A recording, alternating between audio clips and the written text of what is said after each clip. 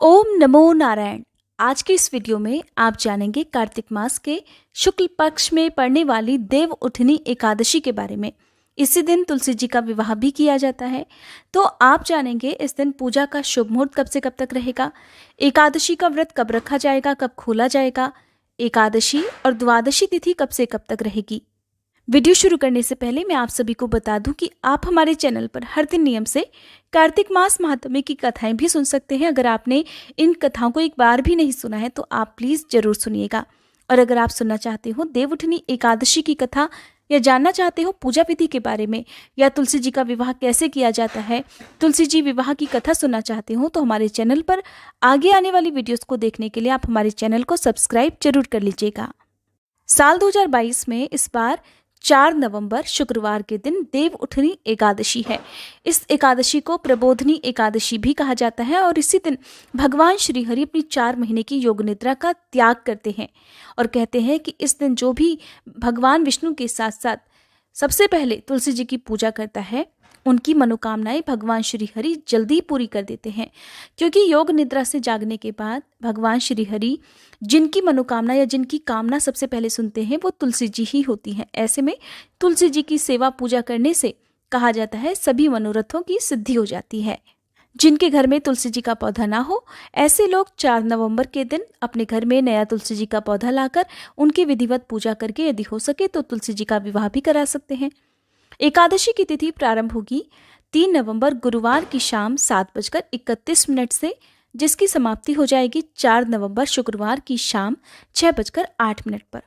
एकादशी के एक दिन पहले दशमी तिथि के नियमों का पालन प्रारंभ हो जाता है, क्योंकि एकादशी का जो व्रत होता है वो पूरे 3 दिन तक चलता है। तो ऐसे में दशमी तिथि से लेकर द्वादशी तिथि तक नियमों का पालन किया जाता है।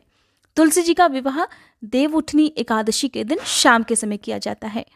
एकादशी का व्रत रखने वाले सभी भक्तों को दशमी तिथि को शुद्ध सात्विक भोजन करना चाहिए और यदि संभव हो तो इस दिन सूर्यास्त के बाद भोजन ग्रहण नहीं करना चाहिए और अगले दिन अन्न का त्याग किया जाता है। यदि हो सके तो आप इस व्रत को फलाहारी रख सकते हैं, या आपकी सामर्थ्य हो तो निराहार रहकर भी इस व्रत को रख सकते हैं। इस दिन आप पानी या चाय वगैरह दिन में ले सकते हैं। एक बार आप शाम की पूजा करने के बाद चाय ले सकते हैं, पानी आप भरपूर मात्रा में ले सकते हैं।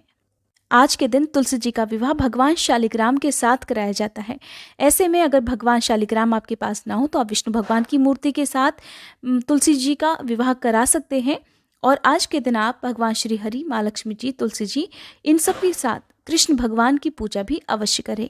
आपकी जो भी मनोकामना हो आज के दिन वो पूरी अवश्य हो जाती है। एकादशी के दिन 4 नवंबर शुक्रवार को सूर्योदय का समय रहेगा सुबह 6:37, सूर्यास्त का समय रहेगा शाम 5:43 पर।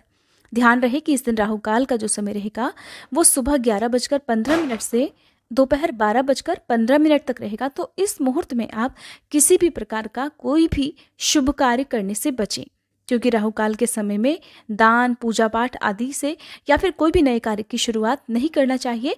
ऐसा करने से किसी भी शुभ फल की प्राप्ति नहीं होती, बल्कि इसका जो भी पुण्य है वो राहु और केतु ग्रह को चला जाता है।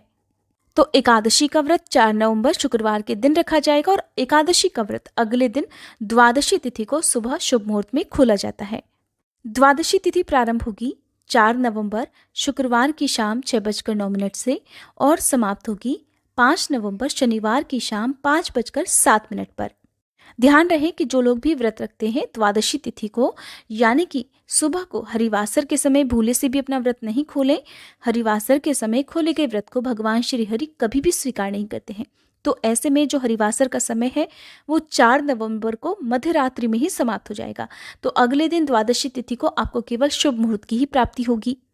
इस दिन सभी भक्तों को सुबह जल्दी उठकर पूजा अर्चना करनी चाहिए। भगवान विष्णु का और माँ लक्ष्मी जी का पीले फल और पीले फूलों से पूजन करके, व्रत की कथा पढ़कर, सुनकर, धूप दीप जलाकर, आरती करके और मौसमी फलों का भोग लगाकर अपना व्रत प्रारंभ करना चाहिए। द्वादशी तिथि को यानी कि 5 नवंबर शनिवार को सूर्योदय का समय रहेगा सुबह 6:38 और सूर्यास्त का समय रहेगा शाम 5:42 पर। इस दिन राहु काल के समय का भी आपको विशेष ध्यान रखना है, जिसका समय सुबह 9:30 से लेकर 11:30 तक रहेगा। द्वादशी तिथि को हरिवासर का समय बीतने के बाद और सूर्योदय के बाद ही व्रत खोला जाता है। राहु काल के समय में व्रत खोलने से बचना चाहिए। एकादशी व्रत खोलने को व्रत का पारण करना कहते हैं। यदि आपका कोई अन्य उपवास भी हो या आप व्रत खोलते समय अपने मन में दुविधा रखते हो तो केवल तुलसी दल से और जल से भी आप व्रत का पारण कर सकते हैं। इसके अलावा मौसमी फलों के सेवन से उन्हीं फलों का भोग भगवान को लगाकर प्रसाद रूप में आप ग्रहण करके अपना व्रत खोल सकते हैं। उसके बाद शुद्ध सात्विक भोजन भी आप ग्रहण कर सकते हैं। अब जाने की द्वादशी तिथि को व्रत खोलने का, व्रत पारण करने का जो शुभ मुहूर्त है वो कब से कब तक रहेगा। तो 5 नवंबर शनिवार को आप व्रत खोल सकते हैं सुबह 6:38 से लेकर 9:25 के बीच में। याद रहे 9:25 के बाद में राहु काल प्रारंभ हो जाएगा, तो उससे पहले पहले आपको व्रत खोलना होगा। जो लोग भी इस दिन तुलसी विवाह करना चाहते हैं तो उससे संबंधित जानकारी भी जल्दी हमारे चैनल पर अपलोड हो जाएगी। आपसे उम्मीद करती हूँ कि आप उस वीडियो को भी जरूर देखेंगे।